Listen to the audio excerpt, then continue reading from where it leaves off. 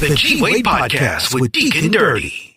Now, we got the stimulus check last year, and then we just recently got the stimulus check. Who's paying for that?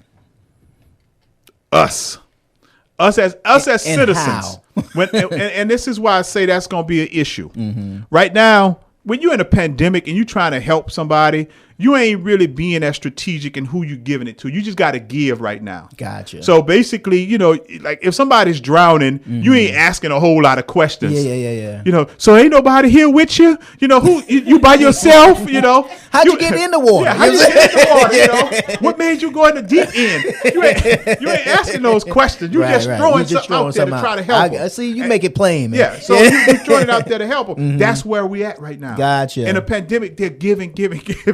But I was just talking to my daddy. I said, we don't even realize, man, like we giving these stimulus, we giving 1,200, 1,400, 600. We giving this, we giving PPPs, EIDLs. Mm-hmm. We're saying, all right, 1.9 trillion is not enough. We did 3.3 trillion. Mm-hmm. We did 980 billion. Mm-hmm. We did another 1.9 trillion. So we're talking about doing another 2.5 trillion. Bruh, that's a lot of trillions. A lot of trills, yeah. Is that money? Is that keeping it real trill? Is that the stimulus? Is that taxable money? Is that money taxed? No, it's not taxable. Yeah, so we don't even address that come. No, it won't factor in as income or anything. You actually get a credit for it. And I'll talk about that. But when you're talking about who's paying for it, I just don't see how you're going to give away, probably at the end of the day, $10 trillion. Mm-hmm. And they don't recoup that somehow, yeah. And so that's why I say the tax rate gonna go up, property taxes, something's gonna happen in America, and we gonna hurt the most as black folks because whenever there's a negative, black folks hurt the most because we have the less resources. Yeah, mm-hmm. We have the less resources, and so that's why we're gonna hurt the most. And see now you got my radar is going off now. I'm gonna.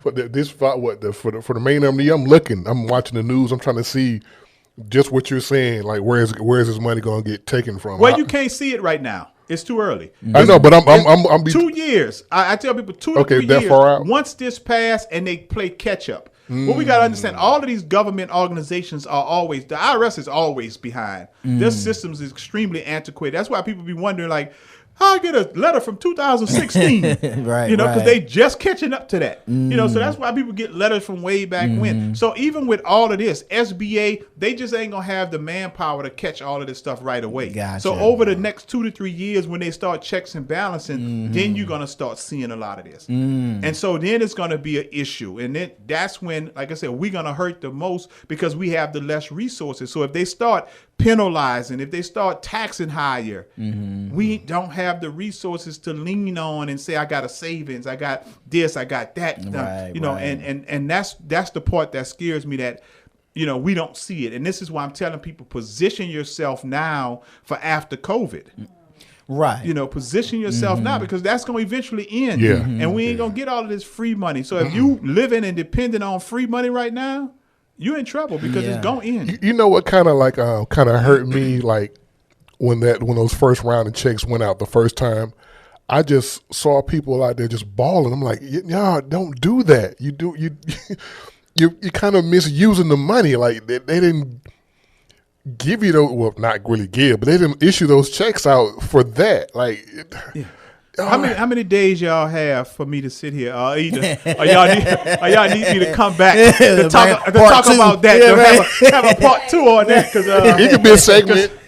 Yeah, when y'all have a good week. Yeah. When you talk about that, that's a whole nother. Oh man, did that bother you seeing all that going on? Yeah, but they buy TVs. Yeah, but Walmart. But isn't that to be considered stimulating the? Oh yeah, it spells it out. Like another tax professional put something out about some of the criteria behind all of this, and she was like, a lot of y'all didn't even read the contract. I say no. She say some of y'all didn't even read. I say some. Almost nobody. Except almost nobody. Right.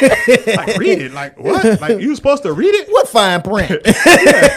And so that's going to be a big issue though. And like I said, I don't know how long we're going to be here, but if we got another day, I'll address that and my theory behind why. And I can always, I'll say that what I believe, this is almost what I know. Okay. And I'm seeing the future. And I tell people, you know, the thing about it is, a lot of the stuff that I said was coming to fruition with a lot of the stuff going on now pretty much came about. You know, and that's through just having experience and know how the government work and different things. And that EIDL is going to be a problem.